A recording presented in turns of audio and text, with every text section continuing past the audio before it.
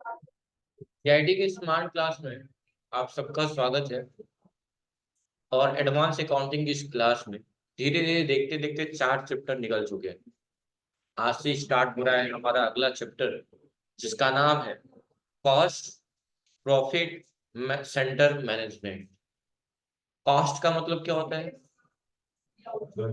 Cost का मतलब लागत होता है। क्या होता है? लागत। कोई चीज अगर हम बेच रहे हैं, कोई चीज हम बेच रहे हैं तो हमें उस पर कब प्रॉफिट होता है? बताइए। कोई चीज अगर हम बेच रहे हैं तो उस पे हमें कब प्रॉफिट होता है?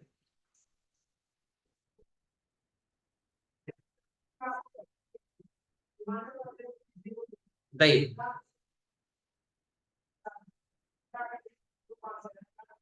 बोल सकते हो। मैंने कहा अगर कोई चीज आप बेच रहे हैं तो उस पे कब प्रॉफिट होगा? नॉर्मल वर्ड में। तो मान लो कोई चीज हम बेच रहे हैं तो मैंने क्वेश्चन ये कहा कि कब कहेंगे कि प्रॉफिट हुआ है।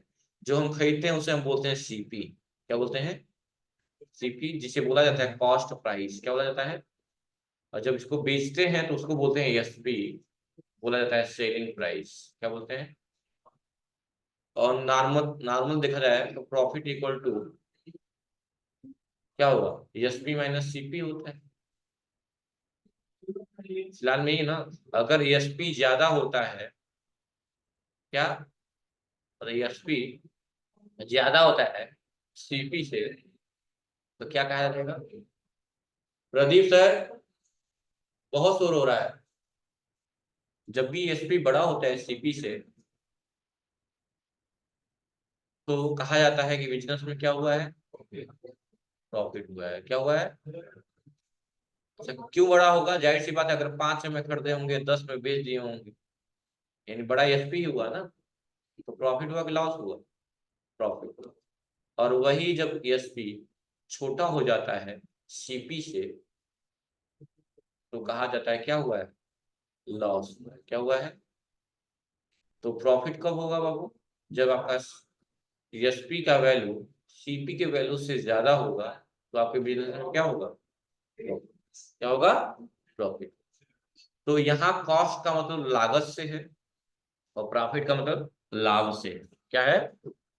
लाभ से। ठीक है। तो जो ये चैप्टर हम पढ़ने वाले हैं, उस चैप्टर का नाम ही कॉस्ट प्रॉफिट सेंटर को मैनेजमेंट करने के बारे में, कि कैसे हम मैनेज करते हैं। अच्छा, क्योंकि व्यापार चलाना बहुत आसान नहीं होता है, बहुत मेहनत पड़ती है। और मेहनत के साथ साथ मैनेजमेंट का सबसे इम्पोर्टेंट। और जरूरी नहीं है कि प्रति वर्ष आपके व्यापार में लाभ ही हो या हानि ही हो, दोनों चीजें संभव हो सकती हैं। हो सकता है इस साल लाभ हुआ तो अगले साल हानि होगी। तो इन दोनों को मैनेज करके करना, ताकि जो हानि हुई जो लाभ हुआ उससे ये दोनों चीजें आपस में मैनेज हो जाएं, ताकि थोड़ी इक्वलिटी ला सके। इवन कोशिश ये कि प्रॉफिट के रेट को बढ़ाया जा सके। ये सारी चीजें, तो ये सारी चीजें कहलाती है cost profit centre management. Introduction में दिया हुआ है कि इन एनी ऑर्गेनाइजेशन, ऑर्गेनाइजेशन का मतलब क्या होता है रोली?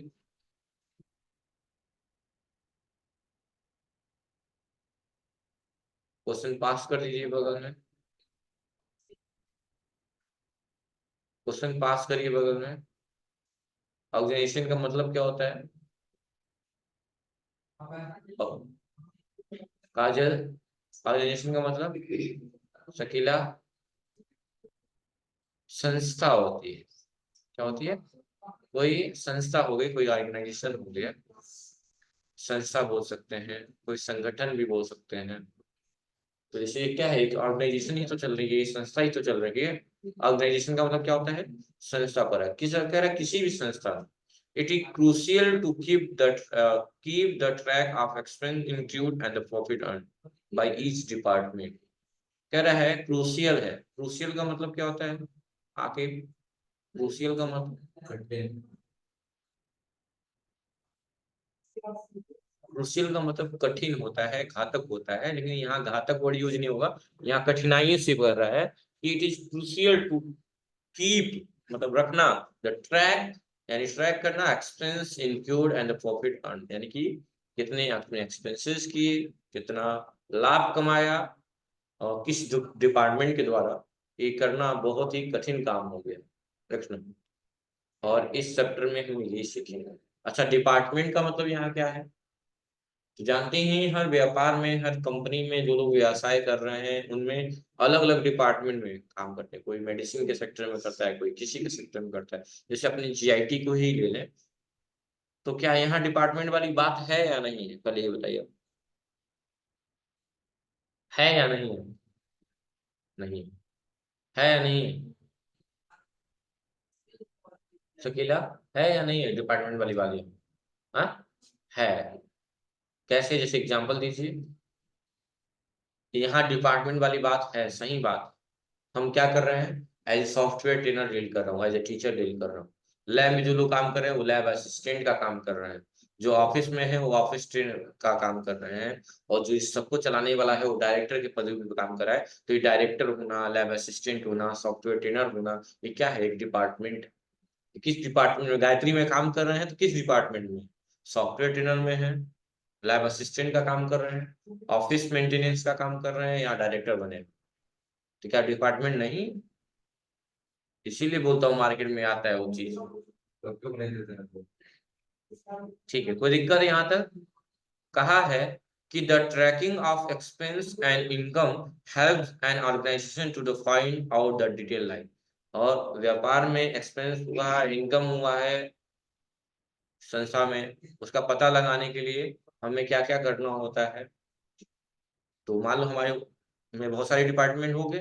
तो अगर आपको पता ही होगा, मार्केटिंग वगैरह में होता है कि अगर आप मार्केटिंग में काम कर रहे हैं तो लोग आपको टीडीए यानी भत्ता देते हैं, अलाउंसेस बोलते हैं। या यूं यूं कहते हैं, एक और वर्ड यूज किया जाता है, इंसेंटिव। इंसेंटिव का मतलब ये हो गया कि आप कहीं जाने, मतलब मार्केटिंग का जॉब है आपका, गोरखपुर जाना है तो गोरखपुर तक जाने का तेल का किराया कंपनी अफोर्ड करी। सैलरी अलग है, ये सब अलग है। पर डे का नाश्ता क्या देगी, मोबाइल का रिचार्ज करवाएगी, ये सब कौन अफोर्ड करेगा? कंपनी अफोर्ड करेगी। तो इसे क्या बोलते हैं? इंसेंटिव बोलते हैं। तो आका क्यों कर रही है? क्योंकि आप उसके एम्प्लॉई हैं, वो चाहती है कि आप खुश रहेंगे तो हम भी खुश रहेंगे। यही बात है ना। तो कह रहा है कि which department is earning profit, ताकि इस चैप्टर में हमें ये भी सीखने को मिलेगा, जानने को मिलेगा कि किस डिपार्टमेंट से हमें ज्यादा लाभ प्राप्त हुआ है। क्या प्राप्त हुआ है? ज्यादा लाभ प्राप्त हुआ। अच्छा, और क्या सीखने को, जानने को मिलेगा कि which department is incurring more expenses. और यह भी जान सकते हैं कि किस डिपार्टमेंट के लोगों ने ज्यादा खर्च किया। तभी तो हम उसके हिसाब से प्रायोरिटी दे पाएंगे। कि तभी तो हम लास्ट में फाइनल स्टेटमेंट निकलेगा कि किस डिपार्टमेंट ने अच्छा मेहनत किया इस वित्तीय वर्ष में, किस डिपार्टमेंट ने अच्छा परफॉर्मेंस किया है, बेहतर किया है, ताकि उनको मैं कोई रिवार्ड दूं, या और उनके अंदर एक एग्रेशन लाऊं काम के प्रति, या फिर जो भी एक मोटिवेशन, ये सारी चीजें। कहा है answer to the above question will have organisation in making right decision right है। और ये सारी चीजें रिकॉर्ड रखने से होता क्या है कि आप कभी भी किसी भी सिचुएशन में सही समय पर सही निर्णय ले पाते। जैसे एक बात बताओ, अगर मुझे लगता है कि इस साल मेरे बहुत इनकम हुई है, मेरे संस्था में बहुत पैसे इकट्ठे हुए हैं, तो इस बार दिवाली में मैं अपने एम्प्लॉइयों को बोनस देखने में चूकूंगा नहीं। इवन दूंगा तो अच्छा बोनस दूंगा, बहुत अच्छा दूंगा। और लग रहा है कि बहुत कम हुआ है, एवरेज है ना के बराबर, लेकिन फिर भी मैं चाहता हूँ कि मैं उसके हिसाब से दूं, क्योंकि कहावत भी लोग यूज करते हैं कि पैर उतने ही पसारिए जितनी लंबी कंबल हो। ठंडी ठंडी का दिन है तो चादर नहीं यूज कर सकती, कंबल यूज कर लेना है। ठीक है, कोई दिक्कत? तो वही बात है, कहा है कि in Tally Prime we can allocate the expenses. Tally Prime में क्या करेंगे हम? एक्सपेंसेस के बारे में जानेंगे, और an income to the unit of an organization. This unit vary from business to business. For example, unit, अच्छा यहाँ यूनिट का मतलब क्या है? यहाँ यूनिट का मतलब वही सेक्टर से है जहाँ डिपार्टमेंट की बात आ गई है। प्रोडक्ट की बात आ गई है, कंपनी की बात आ गई है, या इंडिविजुअल जो आप खुद आत्मनिर्भर होकर जो काम कर रहे हैं उनकी बात आ गई। कहा है we can configure and maintain cost allocation. हम क्या करेंगे, इसके लिए हमें कॉन्फ़िगरेशन करना होगा कहीं ना कहीं कॉस्ट एलोकेशन के लिए in Tally Prime with ease, and the report gets generated instantly after recording the transaction related to cost centre. और ये सारी चीजें किससे रिलेट करेंगी, आपके कॉस्ट सेंटर मैनेजमेंट से रिलेट करेंगे इंस्टेंटली, मतलब जल्दी से। अब हम पढ़ेंगे cost centre and cost category के बारे में। ये कॉस्ट सेंटर क्या होता है, कॉस्ट कैटेगरी क्या होती है। कहा है a cost centre is any unit of an organisation, मतलब जो कॉस्ट सेंटर जो होता है वो किसी भी संस्था का एक यूनिट होता है। टू विच ट्रांजेक्शन, यानी कि चाहे वो कॉस्ट हो या एक्सपेंसेस हो, ट्रांजेक्शन कैन बी एलोकेटेड, जो एलोकेट करते हैं वन व्हेन ओनली कॉस्ट और expenses are allocated to this unit they are referred to cost centre. यानी कि कह रहा है कि अगर उस ट्रांजेक्शन में सिर्फ कॉस्ट लागत की या खर्चों की बात की गई है तो उसको रेफर किया जाता है कॉस्ट सेंटर के नाम से। और अगर उस ट्रांजेक्शन में प्रॉफिट का जिक्र किया गया है तो उसे हम प्रॉफिट सेंटर मैनेजमेंट के नाम से जानते हैं। समझ गए ना। अगर इस ट्रांजेक्शन, मान लीजिए कोई ट्रांजेक्शन है और इस ट्रांजेक्शन को देख के आप ये जजमेंट कर रहे हैं कि इस ट्रांजेक्शन में सिर्फ एक्सपेंस की बात की गई है तो इस ट्रांजेक्शन को क्या बोलेंगे, कॉस्ट सेंटर बोलेंगे। और ठीक इसके उल्टा कि इस ट्रांजेक्शन में सिर्फ किसकी बात की गई है, प्रॉफिट की बात की गई है, तो इसका नाम क्या होगा, प्रॉफिट सेंटर मैनेजमेंट होगा। बस यही बात। समझ में आ गई बात ना, समझ में आ गई बात। ठीक। कहा है tally prime cost centre allow a dimensional analysis of financial information. यानी टैली प्राइम जो कॉस्ट सेंटर अलाउ है डायमेंशनल एनालिसिस फाइनेंशियल इंफॉर्मेशन, यानी ये किस कैसे सूचनाओं को एकत्रित करता है, वो रखता है वो फाइनेंशियल, फाइनेंशियल का मतलब वित्तीय। बताओ काजल, फाइनेंशियल ईयर कब से स्टार्ट होता है कब तक रहता है, ऑप्शन दे दें। ठीक है, ऑप्शन है आप तुम्हारा 1 मई, 4 मई, 5 मई की 10 मई। 1 मई। रोली, फाइनेंशियल ईयर कब से स्टार्ट होता है, हाँ नहीं पता है, खुशी, हाँ अरुण, फाइनेंशियल ईयर कब से स्टार्ट होता है, 1 मई। आकिब, 1 अप्रैल, हाँ अगले 13 मई, 13 मई तक, 30 मई तक। हाँ। बताइए क्या आप लोग तैयारी पढ़ रहे हैं, जहर लेके खा के कहीं मर उड़ जाइए प्लीज, इतना पैसा मत वेस्ट करिए आप लोग। इतना बार पढ़ाया है, फाइनेंशियल ईयर 1 अप्रैल से स्टार्ट होता है और अगले साल के 31 मार्च तक जाता है, नहीं पढ़ाया गया है। कंपनी भी बनाए होंगे तो कंपनियां तो चेक कर लीजिए, पैर पकड़ लो क्या मैं, कंपनी में बनाए आप, इतना कंपनी बनाया है, सब में फाइनेंशियल ईयर क्या डालते हैं, 1 मई से 1 अप्रैल से लेके 31 मार्च तक।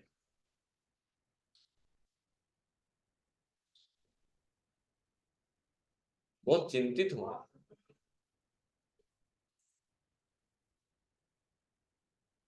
मोबाइल चलाने में आप लोग आ गए हैं।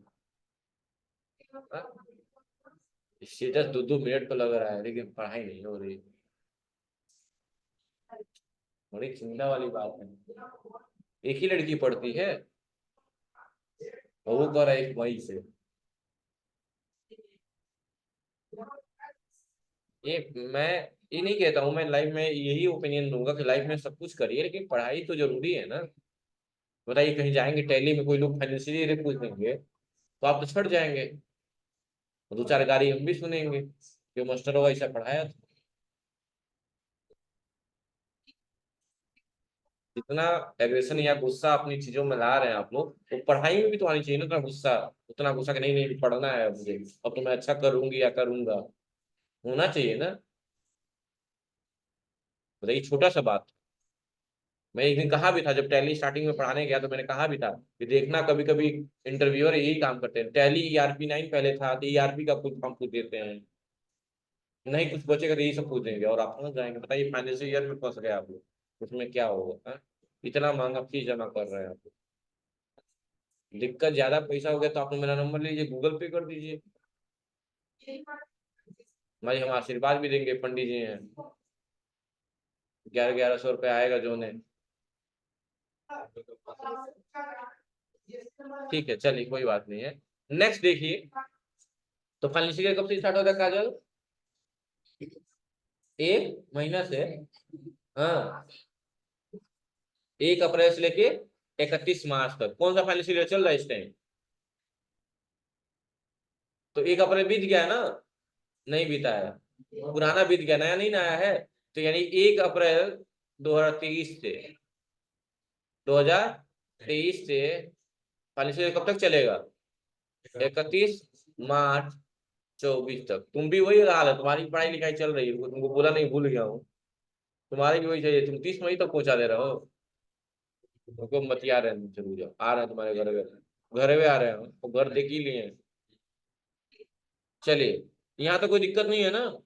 चलिए, उसके बाद कहा है tally prime cost centre allow a dimensional analysis of financial information. हो ही गया आपका। Tally prime give you the cost centre breakup of each transaction, यानी कि टैली प्राइम क्या करता है? एक कॉस्ट सेंटर ब्रेकअप देता है सारी ट्रांजेक्शन के लिए, as well as detail of transaction for each cost centre and also give the information. मतलब कि ये क्या करता है, सारे ट्रांजेक्शन का कॉस्ट सेंटर की डिटेल भी प्रोवाइड करता है, इंफॉर्मेशन प्रोवाइड करता है, but whether a particular unit product individual in undergoing loss और earning profit to an organisation, और इसके बारे में भी कि उस संस्था में लॉस या प्रॉफिट क्या हुआ उसके बारे में। फॉर एग्जाम्पल दिया हुआ है कि फॉर एग्जाम्पल में दिया हुआ है इन कंपनी देयर आर 2 डिपार्टमेंट। आपकी कंपनी में 2 डिपार्टमेंट है। who will be on field to carry on their work like senior technical, जो किस पदवी पे काम कर रहे हैं? Senior technical team. और दूसरा जो है सीनियर सेल्स टीम है। 2 डिपार्टमेंट आपके कंपनी में दिए गए हैं, एक टेक्निकल टीम है और एक क्या है? सेल्स टीम है। These team are in Karnataka location, और ये सारी कहाँ है? कर्नाटक लोकेशन में, as well as Delhi location में। यानी ये दोनों कहाँ अवेलेबल है? यानी आपके अंडर में 2 डिपार्टमेंट की बात की गई है, एक सेल्स डिपार्टमेंट की बात की गई है और दूसरा टेक्निकल डिपार्टमेंट की बात की गई है, और दोनों डिपार्टमेंट का जो लोकेशन दिया हुआ है वो गोरखपुर, सॉरी, दिल्ली लोकेशन और कर्नाटक लोकेशन की बात करी गई है। कोई दिक्कत? कहा है company will be including the travelling and food expenses and it will be generate the sales revenue for the frequent basis. और कंपनी आपको क्या ऑफर कर रही है, क्या इंक्लूड कर रही है? कि फूड एक्सपेंस हो या जो भी हो रही है, सारे कौन अफोर्ड कर रहा है? कंपनी कर रही है। कि क्यों कर रही है? ताकि आप खुश होकर काम करेंगे तो कहीं ना कहीं रेवेन्यू बढ़ेगा, है ना? कहा है if the company want to know how the travelling where and food expenses spend, और कंपनी ये चाहती है कि आप लोग कैसे काम कर रहे हैं और कितने एक्सपेंसेस कर रहे हैं, चाहे वो भाड़ा ट्रैवलिंग पे हो, चाहे वो खाने पीने पे हो, या किस टीम के द्वारा कितना ज्यादा खर्च या कितना ज्यादा प्रॉफिट अर्न किया गया है। ये सारा डिटेल अगर हमें प्राप्त करना हो तो इसी cost centre and profit centre management के द्वारा ही पता लगा। बात क्लियर है? हाँ, कुछ एग्जाम्पल दिए हुए हैं। कहा है कि example of cost centre are department of organisation like finance marketing manufacturing. यानी कि किस डिपार्टमेंट के, किस संस्था की बात कर रहा है, चाहे वो फाइनेंस में हो, जो फाइनेंस करते हैं लोग, चाहे मार्केटिंग में हो, या मैन्युफैक्चरिंग में। मैन्युफैक्चरिंग का मतलब क्या होता है रोली? मैन्युफैक्चरिंग का मतलब उत्पादन। क्या होता है? उत्पादन, जो चीजें बना, सॉरी, उत्पादन का मतलब क्या होता है खुशी? सही है। मैन्युफैक्चरिंग कहाँ होता है ये बता दीजिए। मैन्युफैक्चरिंग कहाँ होता है? कहाँ होता है? मैंने पूछा मैन्युफैक्चरिंग कहाँ होता है। अगर आपसे कोई पूछता है कि मैन्युफैक्चरिंग कहाँ होता है, क्या बताएंगे?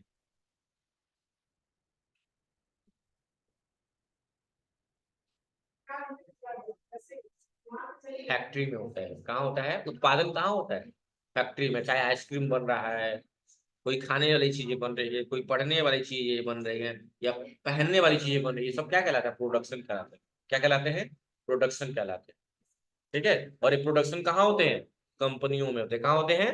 कंपनियों में होते हैं। ठीक है, ये सब चीजें दिमाग में रखनी है। कहाँ है प्रोडक्ट आप कंपनी, जैसे कि क्या उत्पादन हो रहा है, देखिए LG washing machine, Samsung washing machine, etcetera etcetera. ठीक है। इंडिविजुअल लाइक सेल्समैन प्रकाश, सेल्समैन कार्तिक, दो सेल्समैन है, दो टीम आपके अंदर है। एक सेल्स टीम थी और एक क्या थी? Technical team. और सेल्स टीम में दो लोगों का जिक्र किया गया है, एक प्रकाश का और एक प्रकाश का और एक कार्तिक का। दो सेल्समैन का जिक्र किया गया है। ठीक है। अब ये कैसे बनाएंगे इसके बारे में वो हम अगली क्लास में देखेंगे। ये बनाना पड़ेगा हमें। ठीक है। तो कंपनी नया किया जाएगा, उसी बना दिया जाए। अब आइटम लेना पड़ेगा, मजबूरी है, या दूसरा बना ही ले रहा है। ठीक है, जब आइटम बनाने के लिए कहेगा तो आइटम बना दिया जाएगा। ठीक है, एक नई कंपनी लेके काम किया जाएगा। कोई दिक्कत नहीं है ना आप लोग को? आइटम बना ही लेंगे आप लोग, क्यों? आइटम बनाने में टाइम नहीं लगेगा। ठीक है। Thank you class. और जितना पढ़ाया गया याद